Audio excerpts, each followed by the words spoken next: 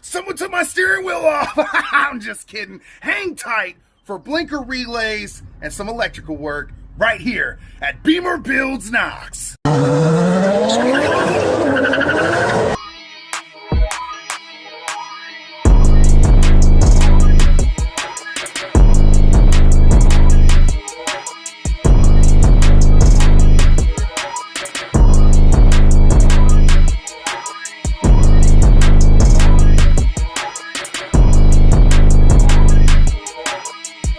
1985 E30 project is a signal and emergency flasher relay. We are also going to look at the blinker mechanism while we're in there. So we're digging into some of the electrical stuff. Starting out, I've got Chaos Customs with me today.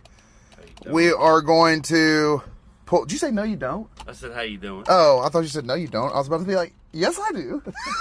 First thing we're going to do is get access to our steering wheel. What do you call it? Is it like steering wheel nut or like mounting nut or what have you? And then we are going to unplug our horn.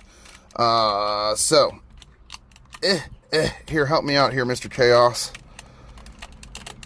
Boom, ground. Hotline, don't mix them up. Your hotline goes on the outside, and then we're going to set that aside. I need to replace this emblem, y'all. It's super easy to replace. I'm going to replace that. All right, so next up, we got our 22. It's in my lap. We want your 22 millimeter deep well. I don't recommend not using a deep well. You're going to have a lot of trouble trying to get it in there, and more than likely, you're not going to be able to. So we're going to go ahead and remove our steering wheel. Let's see, hold on. That's righty tighty, so we want lefty loosey. Oh man, some freeable might be necessary. All right, hold on. We're gonna get some freeable and perhaps a breaker bar. Here we go. So Mr. Chaos Custom is using the mega breaker bar. Go for it, brother. Ooh, she came loose. I felt it. Very nice. All right, let's take this off. So we're not taking the steering wheel off yet, and tell people why real quick, Mr. Chaos Customs.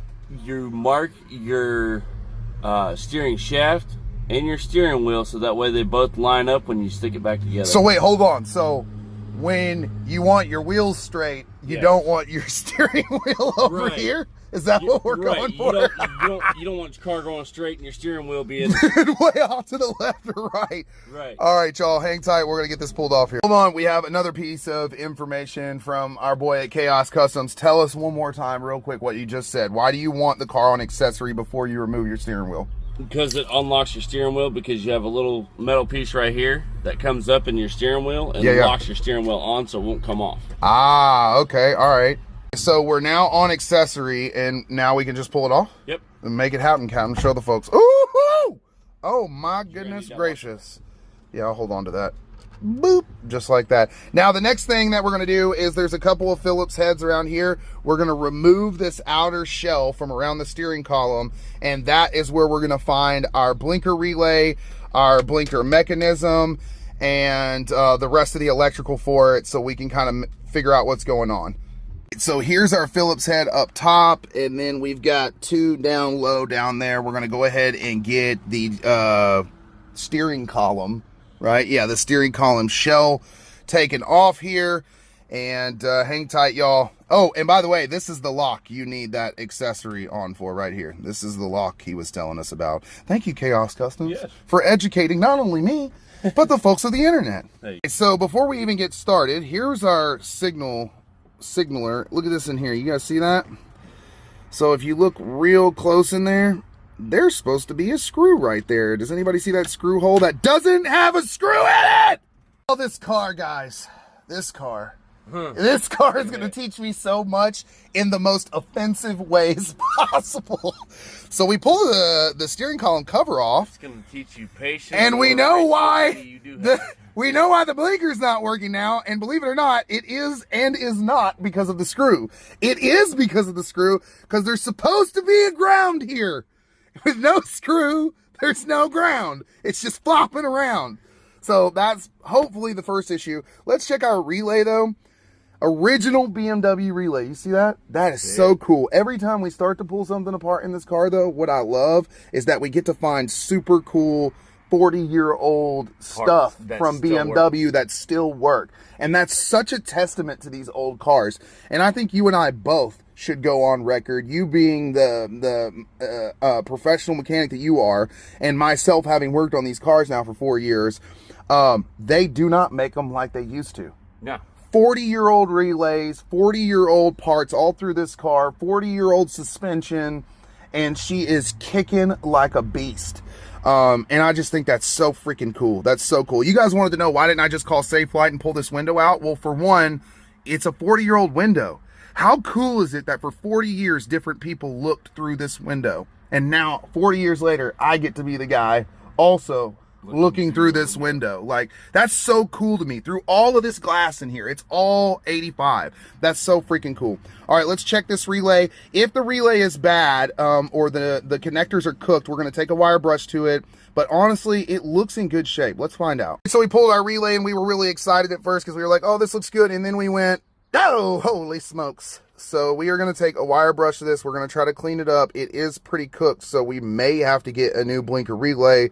But first things first, we're going to actually try to clean this up. I've cleaned up quite a few of the old relays that were in this car, and they were still kicking like karate. So let's check it out. Man, that is so cool. 1985. 40 years this part's been in this car, y'all. Wow. For after. All right, so our relay's back in. We're going to tuck that back into its slot there. And now we are going to reconnect our ground with a fresh screw and nut back here. And then we are going to test this bad boy out, and hopefully she's in good shape and we get our blinkers back. So hang tight, let's keep on trucking. So the relay is definitely still good. We could hear the relay triggering, but we couldn't see any signaling going on. Go ahead and show them the flashers now, how it works. It's not solid red, it is blinking now. Okay, and you can hear, listen to the relay. Okay, so now let me show you guys what we found. The relay was good, and we kept hearing it click, but we were getting no signal. So we came into the fuse box. We took this 15 out, which was, tell me when you see it. Who sees it in there? The top, right up there at the top. Look at that. Look how burnt and crispy. Boom, look at that. You see it in there? So it was blown out. So we shifted a 15 amp, which I have more of. I just wanted to shift it and see what happened. And sure enough, hit them. Boom.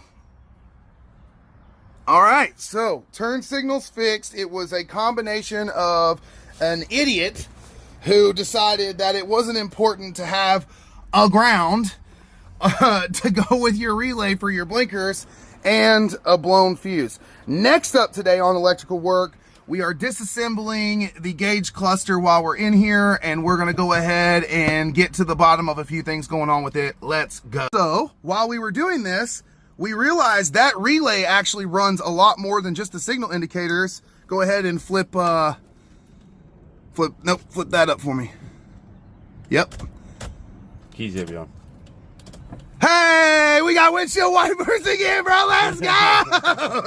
Next up, the gauge cluster. Now that we got this nonsense fixed, we got some screws up here. We're going to take those out first, and then we're going to pull this cluster out and see what's going on behind her. Hang tight, y'all. First thing, I already popped it out, but you're going to use a flathead to not break these pins, and you're gently going to remove that. When we opened that up, what did we find? Some random nonsense just sitting in here. What is random bolt? Yeah, fun stuff. Isn't it fun disassembling old cars that weren't taken care of well? Woo! All right, let's keep going, y'all. We got some screws down here to take out, and then that cluster should just pull straight out. All right, so we found what the random was. What is this on this side? And it's supposed to slide in. Holy smokes. She's old. She's old, baby. All right, so we did have one screw here and one screw here, but we have some missing in the middle here. So we're going to replace those. Now we should be able to take this guy out. You hold on to that, Mr. Chaos Customs.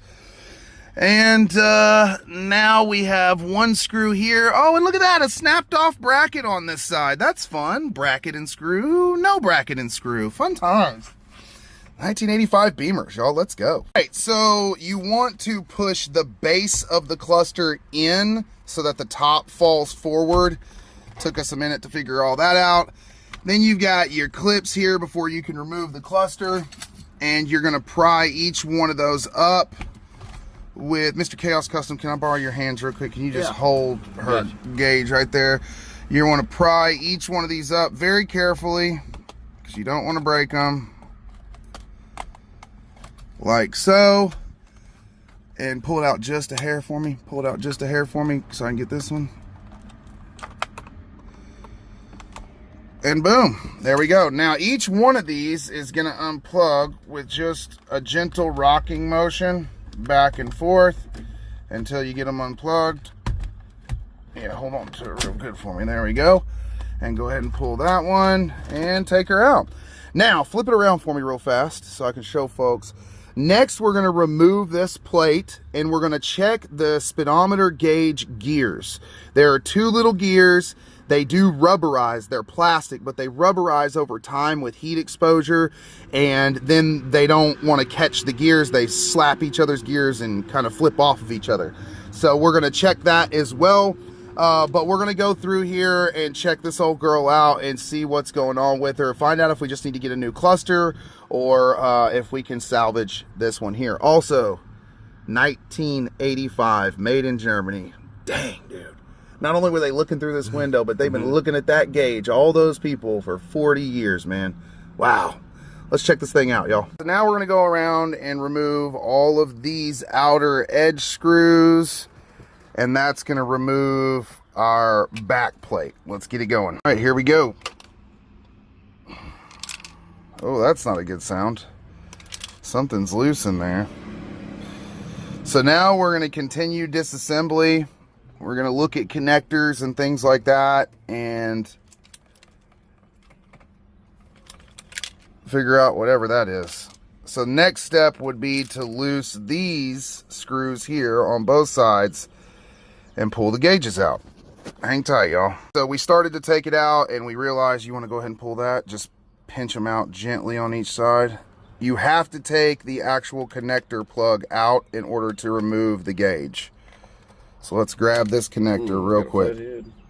Okay, so that green plug has to actually come off the back because it locks the gauge in place for this one here. It slides in right there. We had to actually pull it out. And when we pulled it out, what did we find? Dirty little prong. Corrosion and prong. Well, I guess, did you wipe it off already? Oh, no, there it is. Right there. So we want to clean that up. We'll set that aside. And one more time, Mr. Chaos Customs, why don't you do the honors, buddy? Very nice. Now, it's also got pegs over here that goes in here. Oh, and look. Okay, so here is why our speedometer gauge is not working. Who sees it? You see it? The gear is completely snapped. So those gears have to come out. We have to replace them. They're not super expensive, so we will get to that. Once we get those replaced, our speed gauge will work again flawlessly. And probably the rest of our readouts will work as well. Because I'm assuming if those are blown up like that, that we're not going to get any of these working the way that they're supposed to. So diagnose that. All right, y'all. That's pretty much it for the day. We're going to clean some of this stuff up, clean up some of these connectors, re-get these electrical lines installed and make sure that the connections are nice and tight. And yeah. This is owning a 1985 BMW E30 325e. So that was today's project, y'all. We are now starting to clean up electrical connections and start putting everything back together. Stick around. Darkwing E30 has a ways to go, but we are about that life right here at Beamer Builds Knox.